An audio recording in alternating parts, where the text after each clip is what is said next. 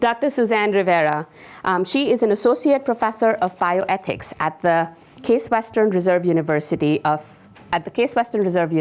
School of Medicine, and her scholarship focuses on the ethical dimensions of regulations governing the protection of research subjects, including privacy considerations. She also serves as the university's vice president for research and technology management. In this role, she is responsible for institutional policies related to data collection, use, and sharing for research purposes. In addition to these impressive credentials, I must note that at 4 feet 11 inches, Dr. Rivera was the MVP of her high school basketball team. You will have to hear more about this from her directly after the event. It was a terrible team. Brian Ray is professor of law at Cleveland State University and co-founded the Center for Cybersecurity and Privacy Protection, which he now directs. His research focuses on security and privacy regulation, national and international jurisdiction over data, and data governance, collection, and use policies at the municipal, county, and state levels. Stay till the end and chat with Brian because he knows the answer to the koan, what is the sound of one hand clapping? So with no further ado, Suzanne Rivera.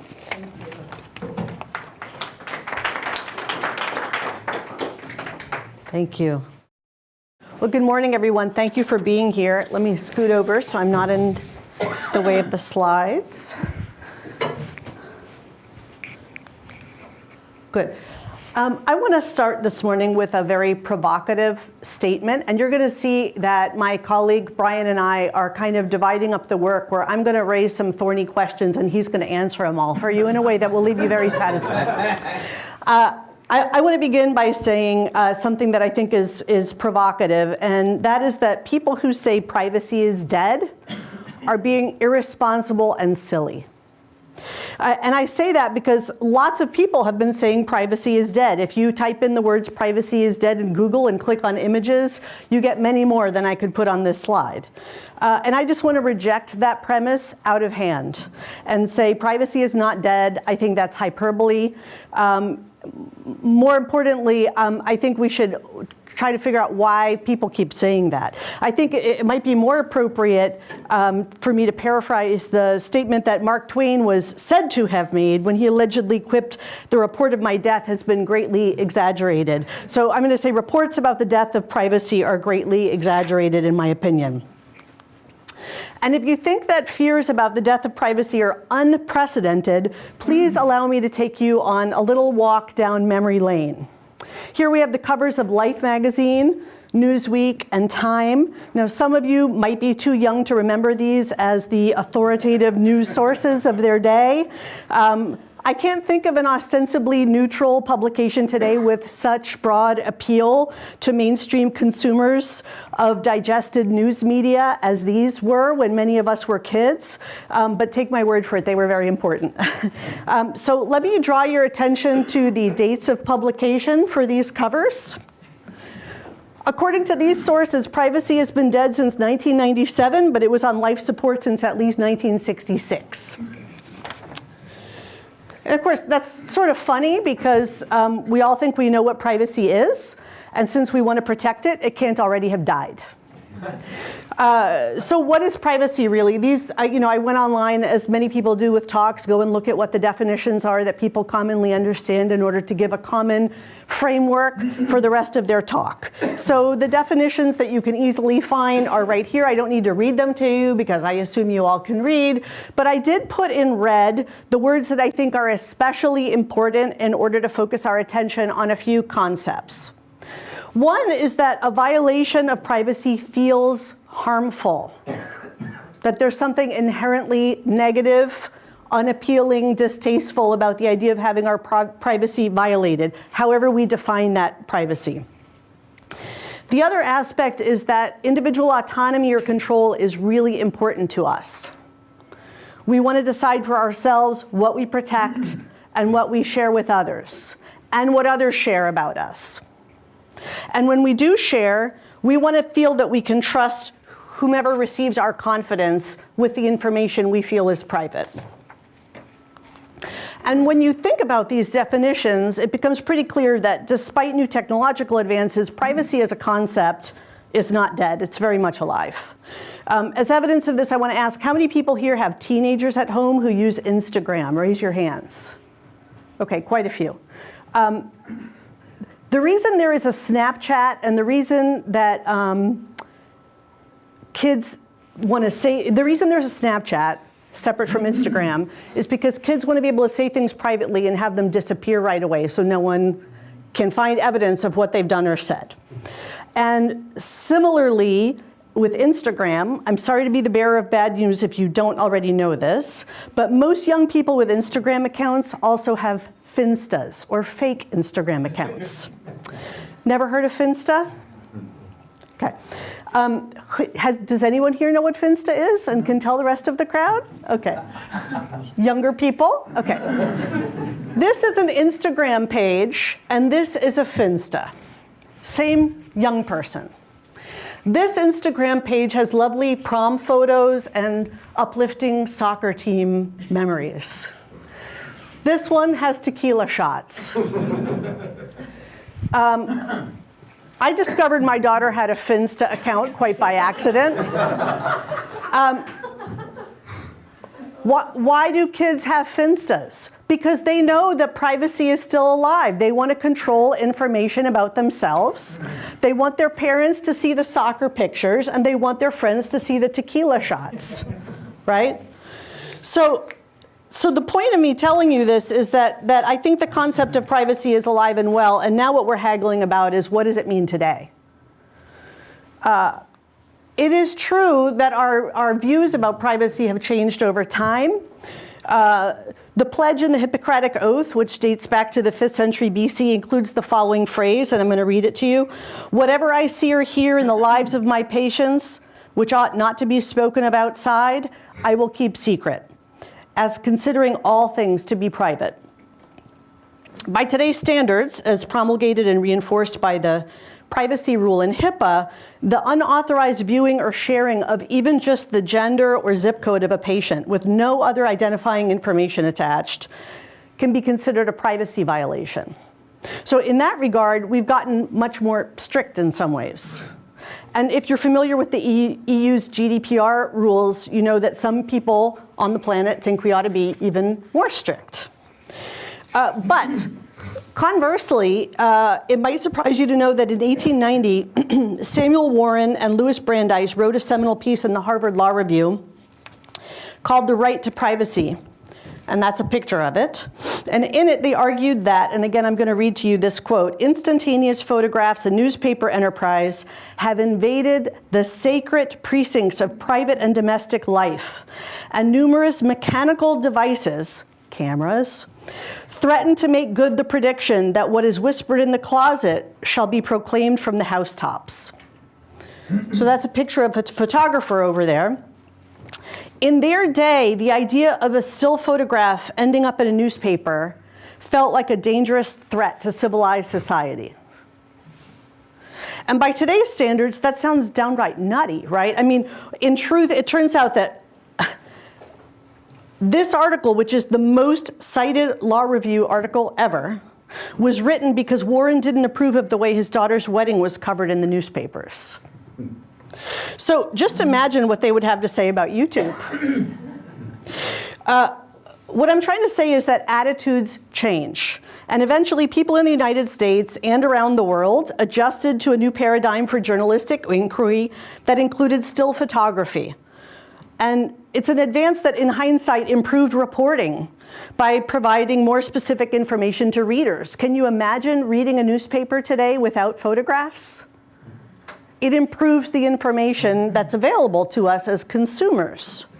And this was followed by video journalism and then internet journalism. And with cell phones now, everyone can be a journalist. And with each of these technological advances came a shift in consumers' expectations about where precisely the camera would go and how the images could be delivered and disseminated. But in 1890, as people were still getting used to the widespread availability of cameras, a kind of privacy panic took hold. So when it comes to the use of digital records and data today, some privacy advocates are feeling a similar kind of panic. Their fear is that the widespread creation, collection, sharing, and aggregation of personal data will not only violate privacy, but can also cause harm. And their fear remains even when the data are de-identified. We saw this in the 7-year-long effort to overhaul the human research protection regulations in the US, where one of the proposed changes was to make even completely de-identified data have all the same protections as a living, breathing participant in a human clinical trial. Why this thrust? Because of the possibility of re-identification and a worry that such information could be used in a harmful way, such as to discriminate against people in employment or housing or health insurance, or used to develop commercial products for which the sources of those data received no compensation, which, for example, if you read The Immortal Life of Henrietta Lacks, you know was one of the concerns, one of many concerns in that book, was that the family didn't share in the profits derived from the use of Ms. Lacks's immortal cells. Now, Castro and McQuinn have written a thought-provoking piece called The Privacy Panic Cycle, and it may be kind of hard for you to see the words on this slide, so I'm going to describe to you a little bit this cycle in which they walk readers through the various phases that begin with trusting beginnings. So think about when a new technology comes out. If you're Warner Brandeis, it's a camera. With us, who knows, because new things are being developed every day. But imagine that in the beginning, there's trust that this new innovation is going to be helpful. Then it escalates into a kind of panic about all the harms that could result. Then it reaches a height that they call hysteria. And we won't get into the gender politics of the use of that word today. Then fears start to deflate as people grow accustomed to the new technology, or their standards change, which is my argument, and then they move on. Because if they find utility in the new technology, they figure out a way to adjust around that technology to derive the benefit from it to them. The people who are most aggrieved by these potential privacy violations, they call privacy fundamentalists. Many people, however, recognize that the benefits of gathering and analyzing data, for example, from apps or websites or from our phones or our Fitbits, can outweigh the real and perceived risks to our privacy if we feel that we're getting something in exchange that is of value to us. They're willing to make trade-offs between privacy and those other considerations, such as convenience or cost savings or the common good. For example, we're here representing the Internet of Things Collaborative. I'll give you an Internet of Things use case related to public health. It turns out that if you track the purchase of laxatives at drugstores, it can help predict where opioid overdose hotspots will develop because it indicates a spike in opioid-induced constipation. You may not have known that's a thing. It's a thing. Now, we might like to think of our drugstore purchases as private. After all, that's where you go to buy condoms and tampons and Rogaine and all sorts of stuff you might not want people to see you buying at the drug counter. Okay, but if you have a CVS or Walgreens customer loyalty card on your key fob right now, and I'm guessing many of you do, because you like getting customer loyalty discounts, I assure you that somebody is already mining your data to sell you more stuff. They know your favorite shampoo. They know if you toss in a pack of gum at the checkout counter. That's a trade-off you already made because you like the coupons, right? So if those same data could help us save lives by assisting municipalities to allocate scarce stockpiles of Narcan to the zip codes that need it most, especially if the data are de-identified, they're not tracked back to you as an individual, but they're aggregated in a way that help us predict using modeling, then I think many people, not all, but many people, would feel that's an okay use of data analytics for the common good.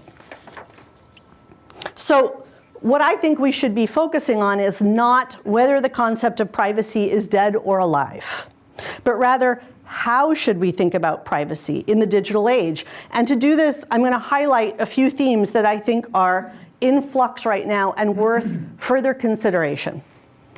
One of them is data sovereignty. This is the idea that data stored digitally are subject to the laws of the country in which they reside. Very tricky, because we're moving data around the globe all the time. Taking GDPR as an example, the university that I work at is really struggling with this. If we put up a website in the United States, it would be easy and simplistic to assume that all the data collected there are United States data. Except we're recruiting grad students from all around the world who are entering information onto our website to collect recruitment materials and information about our programs. So we have to ask ourselves really tricky questions about what do we mean by where data resides, and what does that mean about the applicability of various privacy protection laws. Similarly, it turns out that if a research subject enrolls in a clinical trial at Case Western Reserve in Cleveland that tracks all of their steps on their Fitbit, but they go to Paris for a long weekend, the data that are created while they're walking around the Champs-Élysées actually become EU data, not American data. So this is creating all sorts of thorny questions for us that we're going to have to grapple with. So that's the concept of data sovereignty. Contextual consent is the next concept. This idea rejects the idea of a public-private dichotomy for information, like it's all private or it's all public, and instead says, well, under what circumstances could certain information be made public? And the context matters if your main concern is autonomy, because it suggests that an individual might feel differently in one context than in another, and that it's their agency or their decision-making that should be at play here.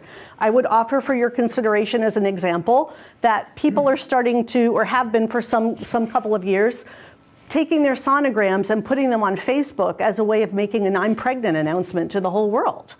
In a different context, a sonogram being shared could be a HIPAA violation. But in the context of an individual willingly sharing it and putting it on a platform that makes it public, where it could be used for research, because once it's put online, you can't control it, the context is different. Now, I don't know that everyone always thinks about that when they share things online, and we could have a whole other conversation another day, perhaps we will, about the extent to which people understand the privacy protections in the tools they're using already. I think the freak out that people had when they learned that Facebook was playing with their algorithms in terms of what posts it was showing people in their news feed is a helpful reminder that people don't always read the fine print when they use a tool. I mean, how many of you click I accept every time your iPhone tells you the operating system needs an update without reading every single word in the agreement? I don't read every single word in the agreement, I admit it. Anyway, the point of contextual consent is rather than thinking about it as an all or nothing, thinking about the context in which the data are shared. Ownership versus access is another important question for us to think about. Is it possible that we could get to a point in the future where one's data belong to them exclusively, not to their hospital, not to their employer, but instead that we would each own our own data and we would control to whom we give access, and we might have the ability to monetize that access in an open market.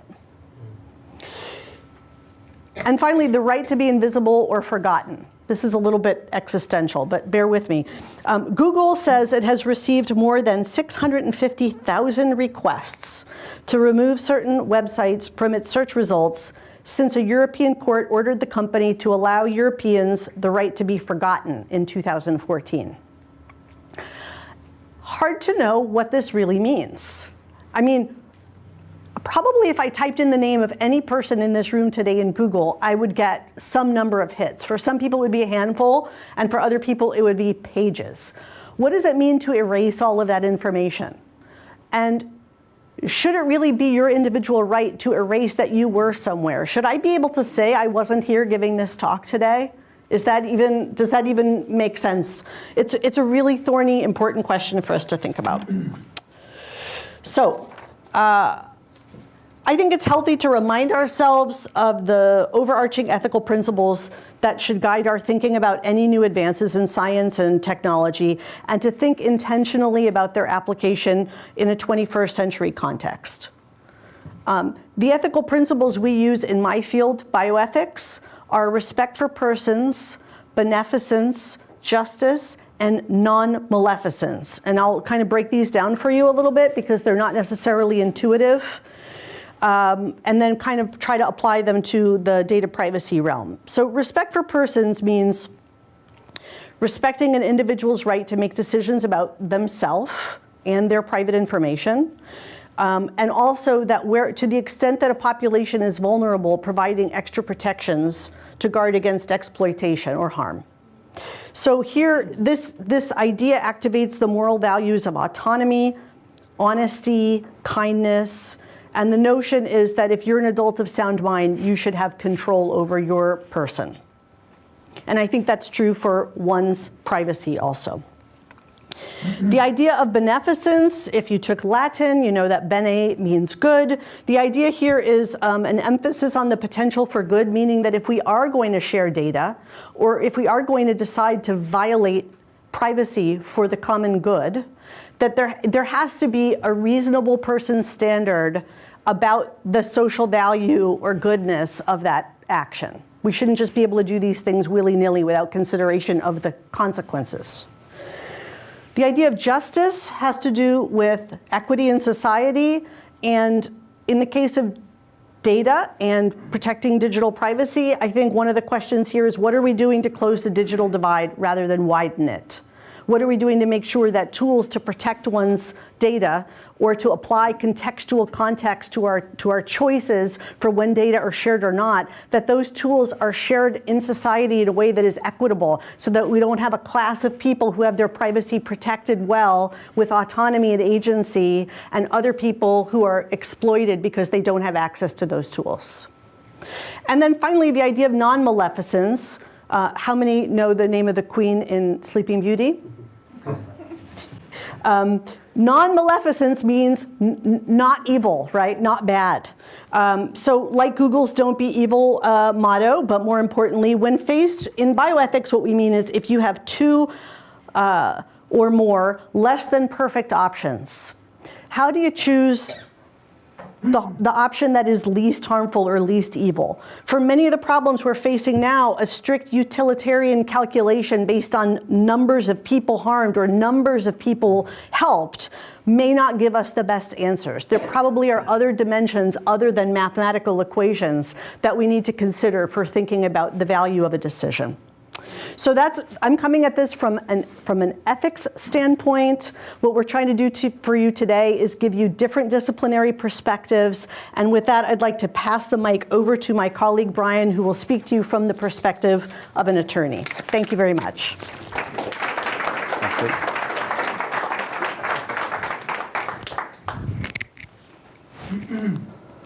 Good morning.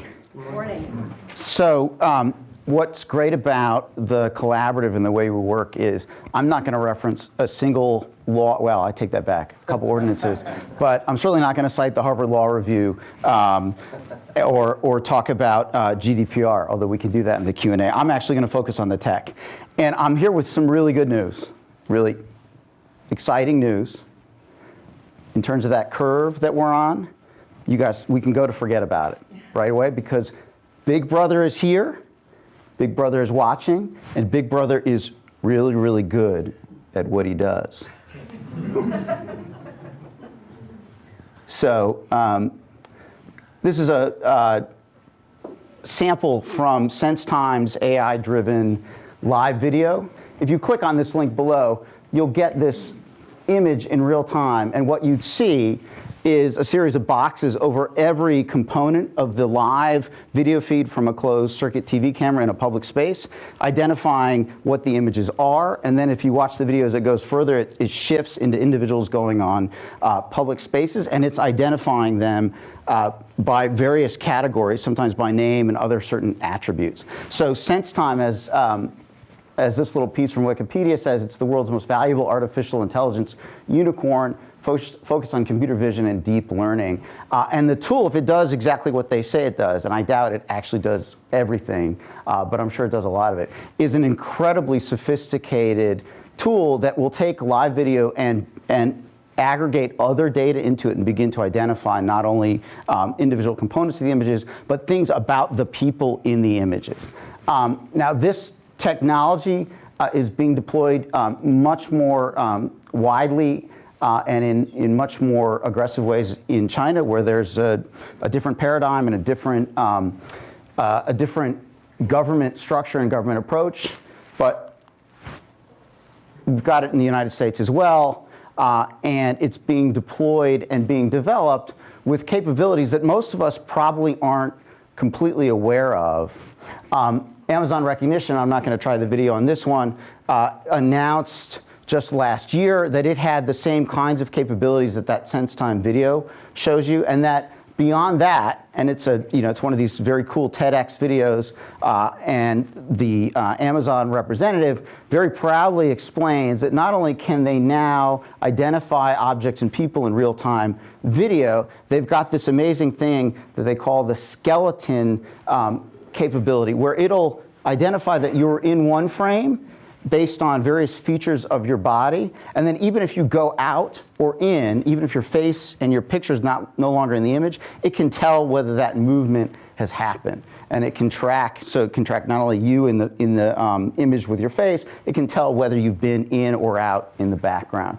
And so the technology is evolving in really amazing ways, and the Amazon representative explains a variety of applications that we can use to do this. And then this is their portal that is pitching this for a variety of applications. I'm not sure who the marketing genius was that decided they should put a K instead of a C, but to my mind, that sort of is emblematic of not the positive possibilities, but the concerns that this raises. And in fact, Amazon has been trying to get into the law enforcement space, and more recently got into a bit of hot water after the ACLU did some public records requests and discovered that they had a fairly extensive relationship with the Orlando police force that hadn't been publicly vetted or publicly disclosed.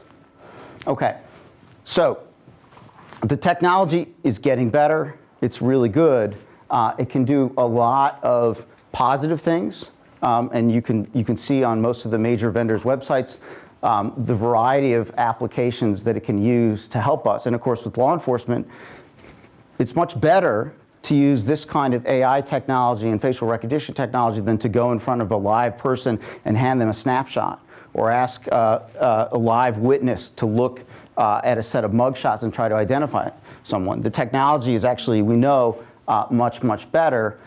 The concern is, as we begin to deploy this technology more broadly and in spaces that we might otherwise have thought were more private, spaces where our children are growing up and doing things that we might not necessarily want to be recorded and have their faces analyzed in perpetuity. It's happening. And it's happening because it's driven by these other concerns, these problems that the technology can solve, right? And this is a great quote from the Washington Post in 2018. It's a vendor explaining very unabashedly, these things sell themselves. We don't need to pitch it. We don't need to really explain it.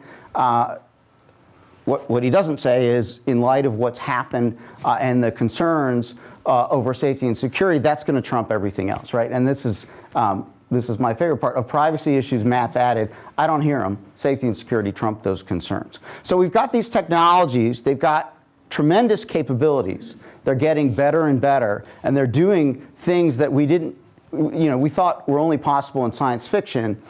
But one of the things that we're not as good about, and what we haven't been able to do as a society and as individuals, is to pay attention to the developments, the speed of the developments, the capabilities that they're creating, and have a conversation to decide what those norms should be and how we should approach these things and treat them, and where those lines are, right? We know we're concerned about it. We know these things are happening. Sometimes we're just resigned to it. As Sue mentioned, sometimes we're just willing to accept the capabilities without thinking through either the immediate privacy concerns that they raise, or how these technologies, as they advance and get combined with other technologies, can create unanticipated concerns and issues. In addition to privacy, right, which are fairly obvious when we think about the surveillance capabilities and the enhanced abilities to identify individuals and activities, the other issues that come up is that as good as these are in many respects, they're far from perfect, and often they're presented, certainly by vendors trying to sell them, as much more capable than they are. And the limitations that currently exist tend to manifest in ways that are discriminatory. This is a screenshot from gendershades.org. Gendershades.org is the website of an MIT researcher, Joy Baum-Winnie. I don't know if anyone's seen, there was a viral video that she did. I think she was an undergrad when she did it. She decided to test 3 of the major products that had sample that had sample access online, and they didn't recognize her face. These major facial recognition products, until she put a white mask on. And she's an African-American woman. And that led to her doing a PhD dissertation on the limitations of facial recognition technology, the fact that they tend to be much, much better on men, much, much better on white people, much less better on women, and especially women of color. And so this was a more recent study that she did testing the 3 of the largest ones, Microsoft's Face++, which is a Chinese company, and IBM's. Now, all of these companies have publicly said, hey, we've gotten better. We've improved our databases. We're doing more and more to improve them. But as this quote from Professor Nelson highlights, even as these things get better, right, and even as they begin to solve some of these problems that create aspects of discrimination, that doesn't solve the underlying problem, right? And so I'm just going to read this because it's my favorite. We must stop confusing, quote, inclusion in more, quote, diverse surveillance systems with justice inequality, right? Just because they get better and solve these problems of discrimination and underrepresentation in the databases, well, that just means we're back to the core problem of what do we do and what do we think ought to be the lines that we want to draw around their surveillance capabilities. Okay, so that's the good news, sort of. The bad news. The better news is there are some efforts and increasing recognition both on the part of privacy advocates, privacy fundamentalists, I guess, as some might say, but also on some of the companies that are at the forefront in promoting these technologies, developing these technologies, a recognition that we really do need to start to have these conversations and begin to draw these lines. So Microsoft came out in December very publicly with a set of principles on their blog. The president went and did a half-day event at Brookings, which you can find the video. It's a really interesting video, basically saying, hey, we recognize that we have some obligations, and we want those obligations to be shared by the industry largely, and we think there ought to be some laws that define these things. Now, we've had some conversations with some of the folks at Microsoft, and it's not, as you might expect, pure public regarding, right? They want really 2 things. One, if they're going to be good at it and take the steps to try to be better, include transparency, accountability, submit their algorithms to public scrutiny, well, they want their competitors to have to do that as well, right? So they want to have an even playing field. That's not so bad. The other piece is they really want this to be federal. They really want this to be uniform. They don't want to have to deal with the increasing proliferation of state laws. California's got a really aggressive privacy law that's coming into effect soon that looks a little bit like GDPR. And Illinois has a biometric privacy law that was recently expanded by their Supreme Court. And Facebook has been facing some significant litigation. So they're looking for some of that certainty. But nonetheless, it's significant that a company like Microsoft, we've reached a point, is saying, hey, we need to be aware of this. We need to start to draw these lines.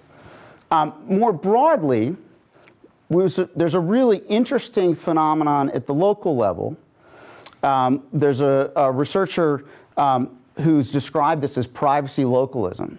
So in the United States in particular, and in particular as contrasted with Europe, we don't have a general privacy regulation.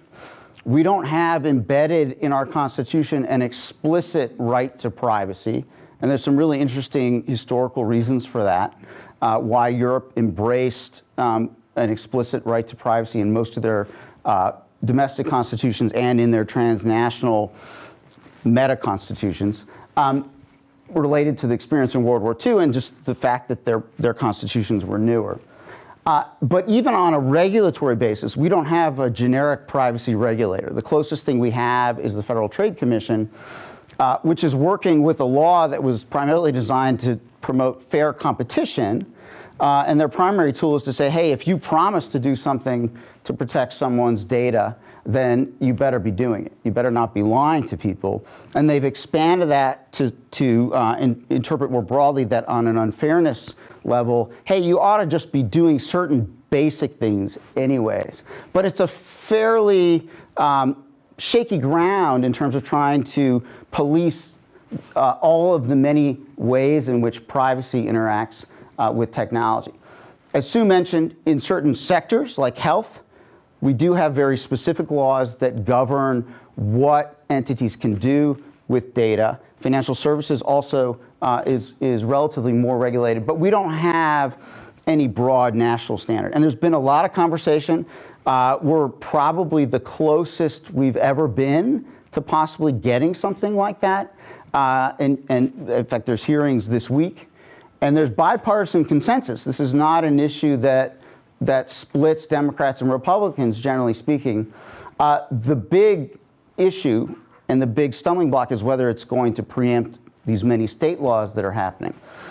So in the absence of any national standard, what we've gotten is a proliferation of local movements, attempts to either at the community level or at the state level to begin to try to draw these lines. And so two prominent examples here, Seattle and Oakland, they weren't the first, but they sort of refined the product. They passed some very expansive local laws that basically said, okay, if our community, if our local governments and local law enforcement are going to adopt technologies that could invade our privacy, and one of the tricks here is how do you define that, then we want to know about it, first of all. We don't want it to just be a conversation between the law enforcement and the vendor, which is how it's primarily played out. That's what happened with Amazon in Orlando. We want to know about it, and we think there ought to be public oversight, and not just public oversight by people who work for the government, but by citizens themselves, and a community engagement process. And so in both Oakland and Seattle, they've now got about a year or more experience in trying to figure out how to make this law work and how to begin to have these conversations with communities around what technology should we adopt, what are their benefits, what are their risks, and where are we going to draw the lines around how to balance those two things in their deployment. And what guarantees are we going to get, what assurances are we going to get from our public officials who are using them that they'll in fact respect those lines. And so Oakland has created a surveillance and community safety board, a commission that's headed by the privacy activists who led the charge to try to get this created. It was prompted by the fact that they had come up with this massive surveillance system for the port area, which was being promoted as something great, right? Something that the community needed. It was going to create public safety. And this individual, Brian Hoffer's his name, said, hey, hold on, we're not thinking through the privacy issues here. Seattle likewise sort of followed in the steps of Oakland and also Santa Clara County. Theirs is slightly different, but the definition is actually really interesting. In the process of getting it passed, a number of concerns were raised about communities that tend to be over-policed, and communities that were concerned in particular not only about the direct law enforcement aspects, but about the potential to chill free speech and to target people nominally for law enforcement purposes, but in fact to try to influence or prevent them from exercising their First Amendment rights. And so the ordinance itself is phrased, or surveillance technologies are defined in the ordinance as technologies that, quote, observe or analyze the movements, behavior, or actions of identifiable individuals in a manner that is reasonably likely to raise concerns about civil liberties, freedom of speech or association, racial equity, or social justice. So as an attorney, when I look at that, I mean, that could be almost anything, right? And the idea was, especially because this is operating at the local level, let's not presumptively exclude anything. Let's be broad about the upfront potential for technologies to have these effects. And then we can decide, but let's decide consciously and deliberately and publicly that we're going to include them or exclude them and allow them to be used. And there are some exceptions and some other issues involved. Okay, so I present all that partially to provoke conversation today and to tie into what Sue has suggested, but also to invite you on March 29th to come hear directly from some of the individuals who've been involved in some of these efforts. We're bringing in representatives from Oakland and Seattle, also from the DHS and FBI who are involved nationally in this, to try to start that conversation around the norms that we might want to have in Northeast Ohio, and also to try to educate people about what's going on in our state around these things. Because although Ohio is not as advanced as some areas, you might be surprised at some of the things that we're actually already doing with these technologies, and we think we need to have that conversation.